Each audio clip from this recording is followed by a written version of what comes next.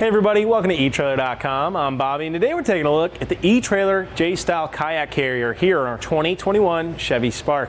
Now, of course, when you guys are trying to carry your kayaks to wherever you want to go, it always is a hazard to pick which kind of kayak carrier you want to go with. Now, the J-Style here is going to be an excellent option for ourselves, and the eTrailer itself specifically is going to give you a lot of those great premium features that you might see without having to break the bank to get them. So right out of the gate, you are getting the two carriers here, and you are getting the included strap kit. Now, these strap kits are awesome. In fact, when we do a lot of our other kayak carriers, we kind of throw people to kind of take a look at them because you're going to get a lot of great little advantages from them.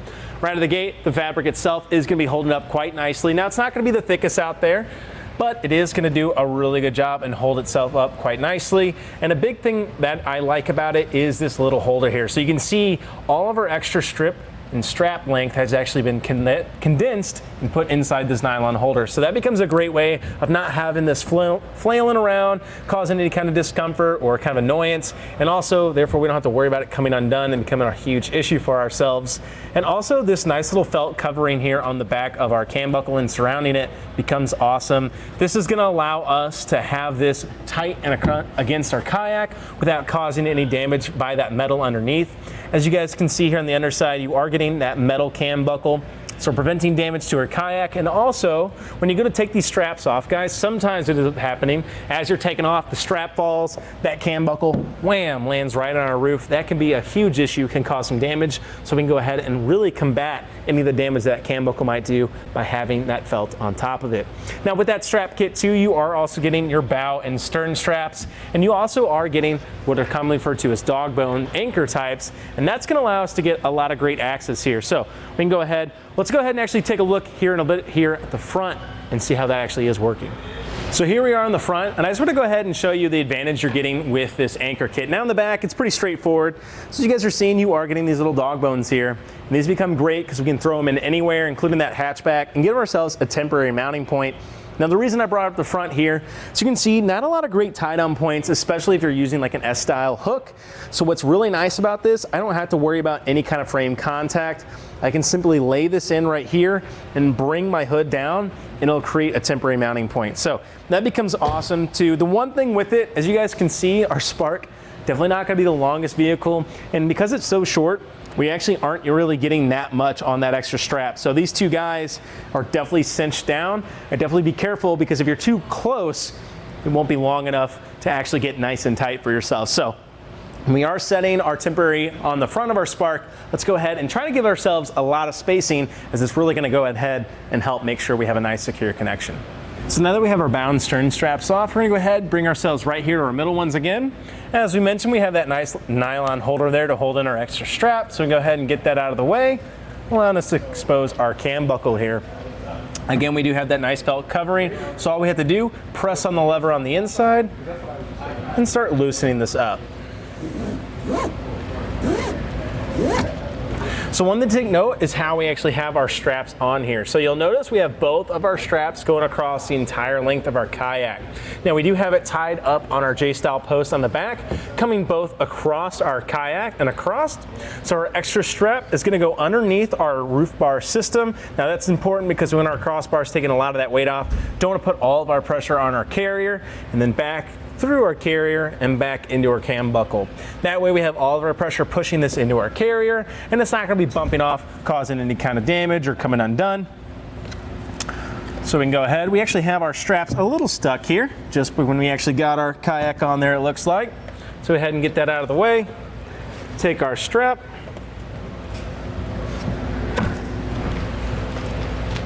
And simply pull down. Looks like we're a little tight there, so we're gonna go ahead and loosen our other one and show the other side. Now that I've loosened both sides and my kayak's a little looser, I go ahead and actually take this off. And to do so, we just simply pull down. Now that we have all our straps off, we can go ahead and actually take the kayak off. To do so, I really like pushing on the bottom of it, allowing it to rotate towards me and catching that top rotation. What that allows me to do is get the weight set on our carrier and get my hands in a good position for ourselves and just balance it right in here in this carrier. Now we're not gonna have the easiest load assist on here. However, as long as we are getting over this round, we shouldn't have any issue at all getting our kayak on and off. especially with our Spark being so low, you can see how easy that is to simply lift and get on our carrier. Now that we have our kayak off, we can actually take a closer look at our carrier itself. As you guys can see, we are getting some pretty good foam blockers here on either side of our frames. So that's going to be great, of course, of keeping our kayak from doing any kind of damage to itself. That friction isn't going to be causing any kind of damage. I think it also is that marine foam as well. So you know, even if it's going to get wet, it'll dry out very quickly as long as we leave it in the appropriate place to dry. It is made of aluminum as well, making it very lightweight, easy to throw up on here, and very resistant to corrosion, which is great, especially because our kayaks are probably going to be a little wet from the lake or the river wherever we are. So nice that we're not going to be worried about damaging it, even with our kayaks just being transported on it. You are seeing this little kind of springboard here in the middle too. Now this does a pretty good job of acting like a little bit of a shock suppressor. However, I find it's a little hard for most kayaks to take full advantage of it just because of how the frame mounts work. They mainly sit right here on that rubber. So that's really where you're going to see most of your kayak contact is happening right here or on your sides as well. Now, one thing with it is too, as you guys can see, we actually do have an adjustable system. So we're not going to be fixed. We are actually going to be able to shift this around. To do so, we just simply pull both of those levers. And as you guys can see, that's going to allow us to rotate this however we need. So we're going to go ahead and set it just like we did to give ourselves a quick little look for our J-Style. So just a little bit more up there to match that other side. I think we actually are just leaned back a little bit. And what's great about this too, this can actually fit your kayak however you need. So we'll go ahead, get it in that normal J-style position right there.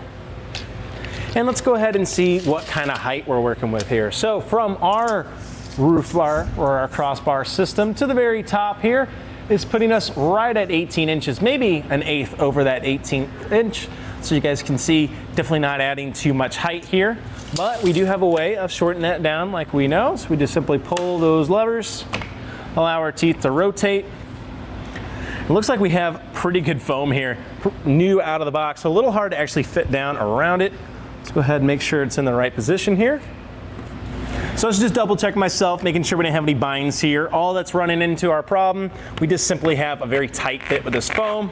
So as we can see, we can pull that down. Now, after you've used it a couple times, that is gonna get more malleable. It's gonna be really easy to cinch that down, not gonna be a problem for ourselves. So what we gotta do then, bring in our teeth, make them nice and collapsed, and as you can see, we've shaved down a ton of that height. Let's go ahead and see top of our carrier here from the top of our crossbar is gonna put us right at 4 3/4 of an inch there. So definitely cutting down a lot of that height. Now we should have no trouble getting this in the garage through those drive-throughs.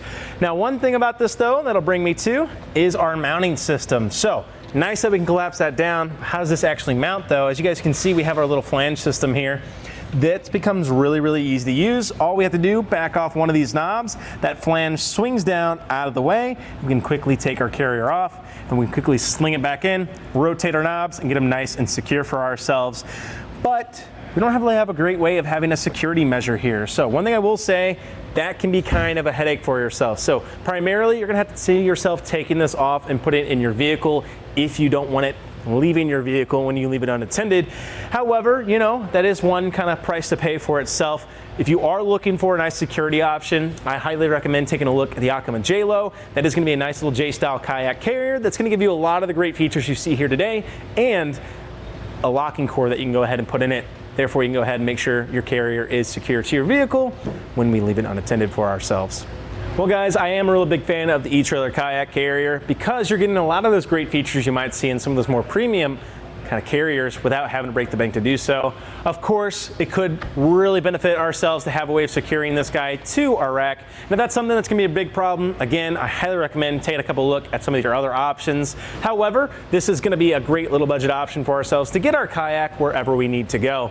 Well guys, I think that's gonna do it for our look at the eTrailer Kayak Carrier here on our 2021 Chevy Spark.